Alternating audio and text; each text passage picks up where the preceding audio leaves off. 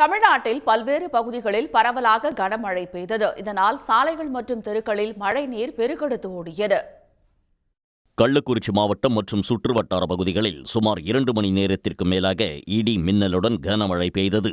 தியாகதுர்கம், கச்சிராபாளையம், சோழபுரம், இந்திலி உள்ளிட்ட பல்வேறு பகுதிகளில் பெய்த கனமழையால் வெப்பம் தணிந்தது.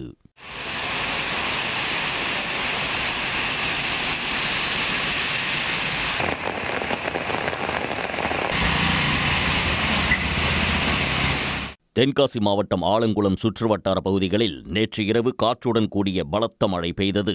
அடைக்கலப்பட்டணம், சாலைப்பதூர், அத்தியூத்து, நல்லூர் உள்ளிட்ட பகுதிகளில் 1 மணி நேரத்திற்கு மேலாக பெய்த மழையால் சாலைகளில் மழைநீர் பெருக்கெடுத்து ஓடியது. தெருக்களில் மழைநீர் தேங்கியதால் குடியிருப்பு வாசிகள் அவதிக்குள்ளாகினர்.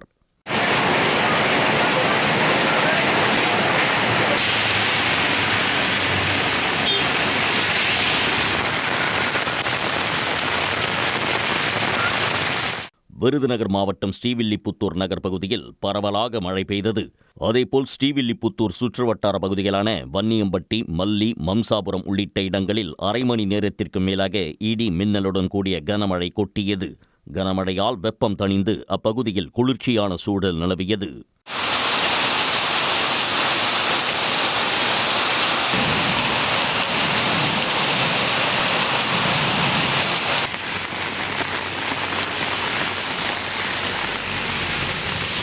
கோவை மாவட்டம் அன்னூர் சுற்றுவட்டார பகுதிகளில் 1 மணி நேரத்திற்கு மேலாக கனமழை கொட்டி தீர்த்தது. அன்னூர், பொகலூர், சிறுமுகை, காரமடை உள்ளிட்ட பகுதிகளில் பெய்த மழையால் விவசாயிகள் மகிழ்ச்சியடைந்தனர்.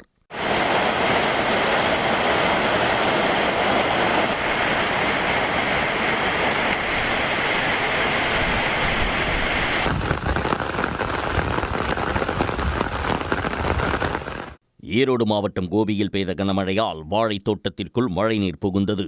கோபி சுற்றுவட்டார பகுதிகளில் 1 மணி நேரத்திற்கு மேலாக கனமழை பெய்தது. கனமழையால் சுமார் 25 ஏக்கர் வாழைத் தோட்டத்திற்குள் மழைநீர் புகுந்ததால் வாழை மரங்கள் சேதமடைந்தன. இந்த நிலையில் வெங்கமேட்டுப்புதூரில் மழைநீர் வடிகால் அமைந்துள்ள இடத்தில் மின்சார டிரான்ஸ்பார்மர் அமைக்கப்பட்டுள்ளதால் மழைநீர் வெளியேற முடியாத சூழல் நிலவுவதாக விவசாயிகள் குற்றம் சாட்டியுள்ளனர்.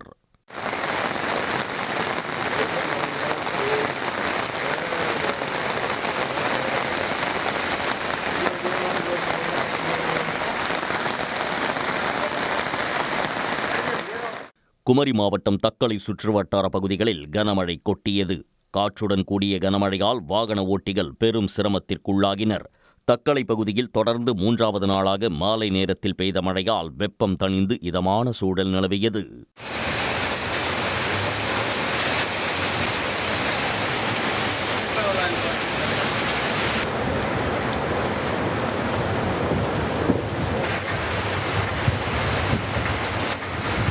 அதேபோல் பெரம்பலூர், விழுப்புரம் உள்ளிட்ட தமிழ்நாட்டின் பல்வேறு பகுதிகளிலும் மழை பதிவானது. உடனுக்குடன் செய்திகளை தெரிந்து கொள்ள சன் நியூஸ் பெல் ஐகானை கிளிக் பண்ணுங்க.